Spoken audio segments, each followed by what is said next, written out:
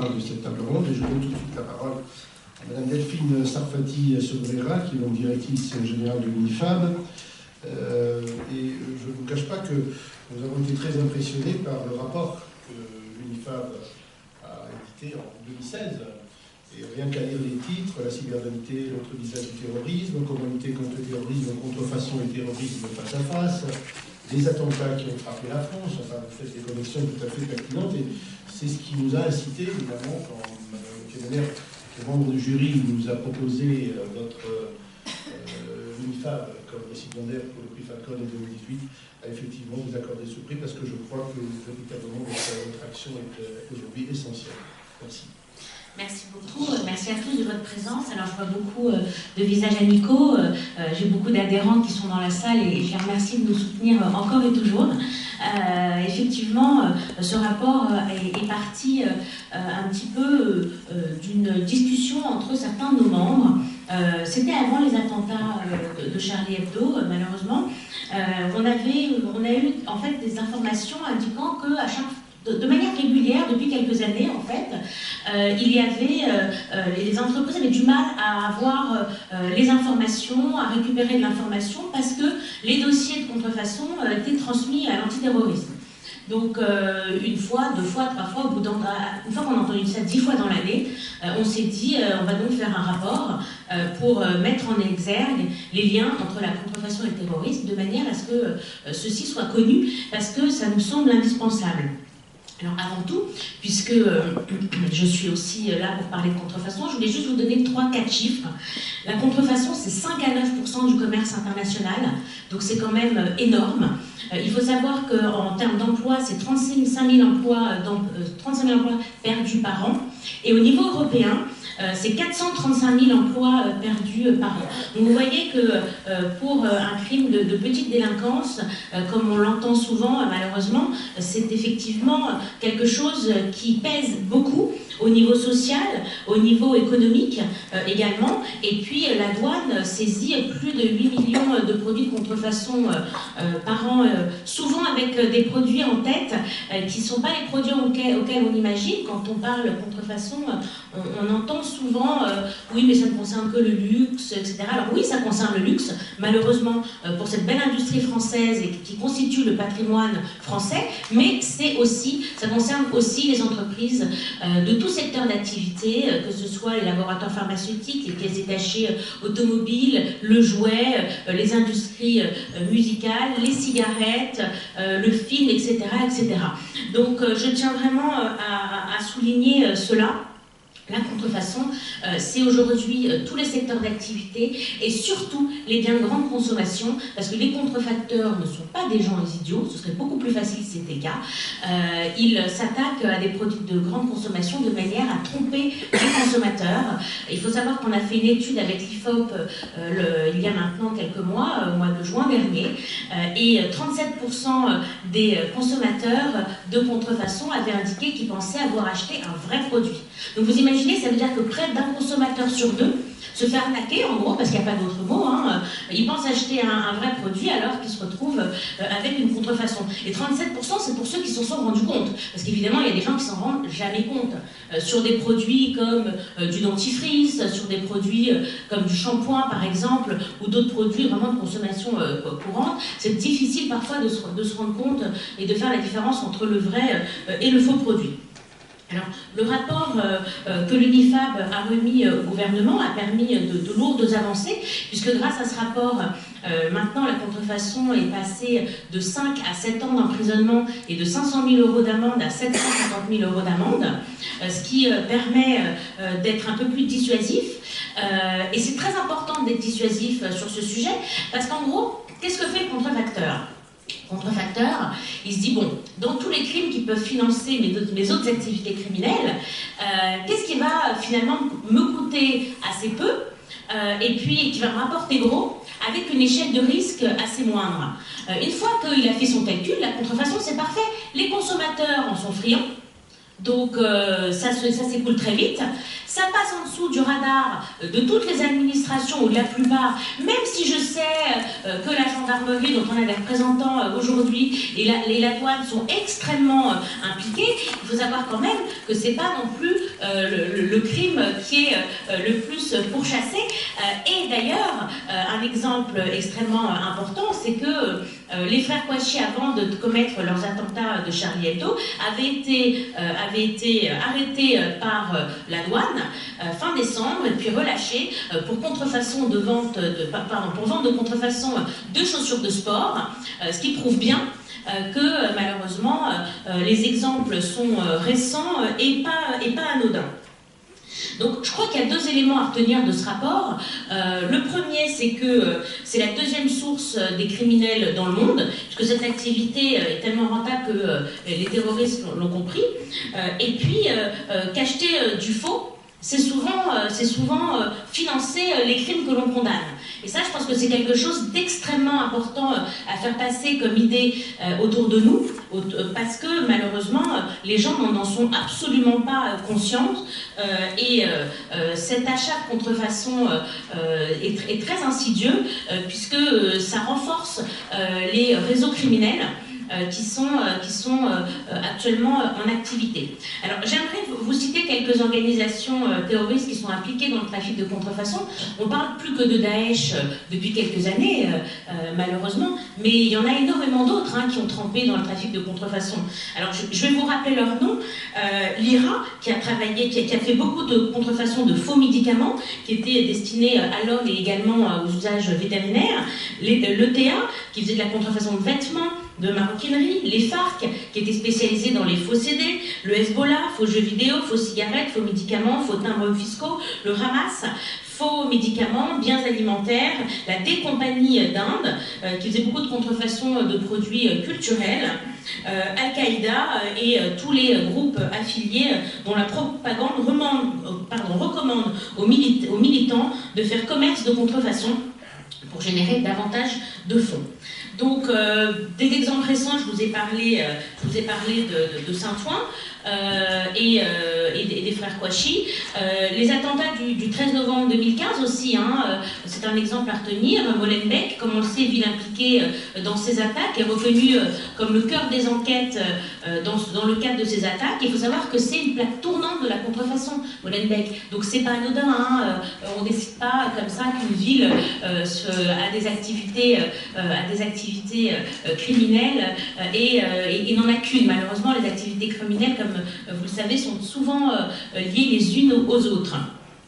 Alors, effectivement, la contrefaçon, c'est un choix logique pour les terroristes, parce que, d'une part, comme elle est très faiblement sanctionnée, comme je vous l'ai dit, là, un large profit, des peines prononcées, finalement, qui sont rarement appliquées parce qu'elles sont peu importantes. Il n'y a pas d'harmonisation au niveau européen, ni même au niveau international, ce qui encourage les contrefacteurs à continuer. Et puis les consommateurs, encore une fois, n'ont absolument pas conscience qu'acheter de la contrefaçon, c'est financer le terrorisme. On a, dans ce rapport, mis en exergue, effectivement, le lien entre la contrefaçon et le terrorisme et montré que toutes ces activités criminelles sont liées. Et on a fait également un certain nombre de propositions au gouvernement de manière à ce que le mal puisse être réparé ou partiellement réparé.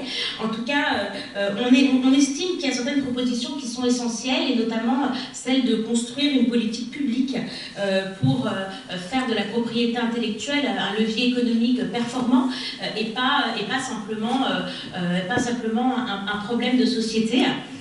Par exemple, on a pensé à la création d'un référent au sein d'une équipe gouvernementale qui pourrait être un ambassadeur, un magistrat, un préfet.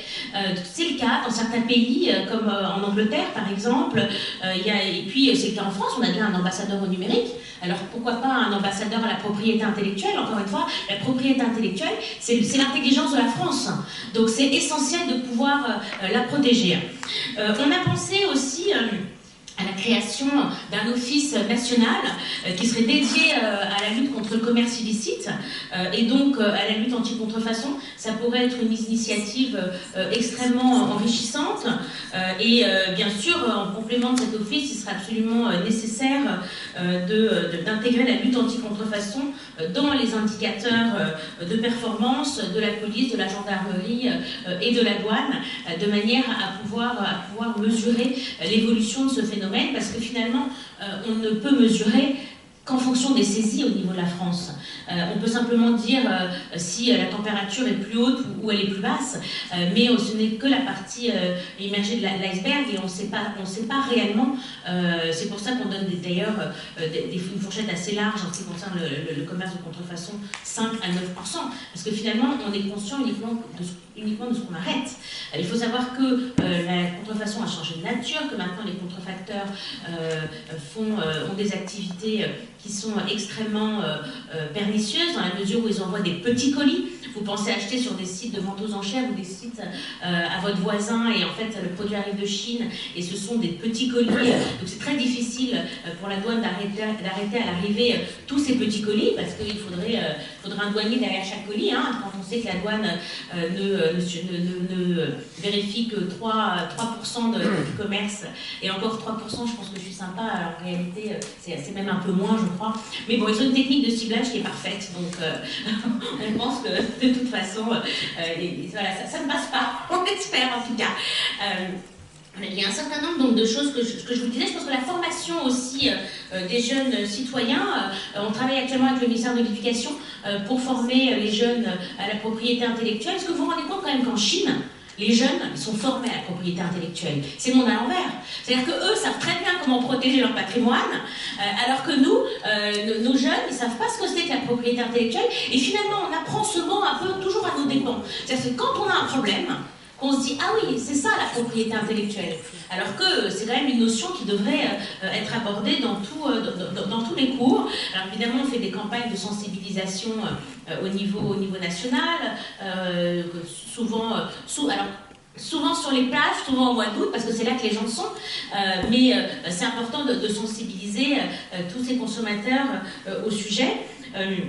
Et puis il y a des initiatives qui sont extrêmement bonnes, comme le guichet unique de plainte qui a été testé en France par la gendarmerie et qui permet aux entreprises de directement déposer une plainte pour que la gendarmerie travaille avec les moyens de paiement, Visa, Mastercard, etc., de manière à pouvoir faire tomber les moyens de paiement des sites, parce que ces sites qui vendent de la contrefaçon, s'ils ne peuvent plus encaisser d'argent, ils ne sont plus rien. Donc ils ferment très vite. D'autres idées, informer les acheteurs. Alors nous, dans nos rêves les plus fous, ce qu'on aimerait, c'est qu'à chaque fois qu'il y a une contrefaçon qui est saisie par la douane, puisque le transport est déjà payé par la personne qui a envoyé, on aimerait que la douane puisse mettre dans le paquet, prendre la contrefaçon et mettre dans le paquet saisi par la douane, de manière à ce que le consommateur il se rende compte que son produit qu'il avait acheté, c'était une contrefaçon. Alors non seulement pour ceux qui sont victimes, ils savent, parce que le produit n'arrive pas, et donc ils savent où ça en est, ils savent pourquoi, et puis pour ceux qui sont complices, ça pourrait les calmer un petit peu, de manière à ce qu'ils ne renouvellent pas leurs achats. Et puis, idem donc lorsqu'il y aurait la fermeture de sites internet dédiés, ce qui serait bien, c'est que les magistrats puissent ordonner aussi une publication sur la première page du site internet. Je vois Myriam qui note, je ne sais pas si c'est ce que je dis qu'elle note, mais je lui répéterai si c'est pas ça. Donc, voilà, ça c'est quelque chose qui devrait être facilement applicable. Alors évidemment, il faudrait désengorger les tribunaux, spécialiser les magistrats, ça c'est important que dans chaque spécialisation de juridiction, il faudrait qu'il y ait une spécialisation de juridiction dans chaque cour d'appel, il faudrait qu'on travaille plus à la formation des magistrats. Nous, à l'UNIFAB, on forme un certain nombre de magistrats grâce notamment à Myriam et aux interventions qu'elle nous permet dans le cadre de l'ENM, et c'est vrai que c'est quelque chose qui nous paraît essentiel. Et autre chose qui nous paraît essentielle, c'est de créer une forfaitisation des amendes. Actuellement, Actuellement, lorsqu'il y a un petit délinquant qui vend de la contrefaçon et qui se retrouve attrapé par la police ou la gendarmerie, la procédure est lourde. Il faut souvent, quand les procédures sont mises en place et quand c'est transmis au parquet, c'est classé parce que pour 10 pièces ou 15 pièces, vu que les tribunaux sont complètement engorgés, malheureusement c'est classé. Si le policier ou le gendarme avait le moyen de dresser une amende immédiate, comme ça va être le cas pour tout ce qui est trafic, enfin je crois que c'est de cannabis et puis des amendes routières aussi. Si de la même manière, ils pouvaient dresser une amende de 150, 250 euros ou peu importe la somme, ce serait à définir, je pense que ça en calmerait plus d'un, parce que le type qui se fait arrêter une fois, 2 fois, 3 fois, 4 fois, si à la fin du mois, ça lui coûte plus de 1 000 euros d'amende, il finirait par peut-être trouver une autre activité qui serait moins dangereuse et sans doute plus lucrative. Et puis un dernier point, ce qui nous semble essentiel, c'est de responsabiliser les intermédiaires. Il n'est pas normal qu'aujourd'hui, en 2018, sur Internet, on puisse faire à peu près tout ce qu'on veut, violer les droits de qui on veut. Alors que si on vole une pomme chez un primeur, on peut se faire tout de suite arrêter par la police et condamner. C'est pas normal que sur Internet, on puisse vendre de la contrefaçon et se cacher derrière un statut d'intermédiaire. Attendez, moi, je ne suis pas le vendeur. Donc voilà, ça c'est extrêmement important que vraiment les responsabilités soient partagées. Donc merci beaucoup pour ce temps de parole, merci d'avance pour le prix que nous recevrons avec grand plaisir tout à l'heure, et je crois que je dois donner la parole à Hervé Puccini, à moins que ce soit vous qui m'ayez donné.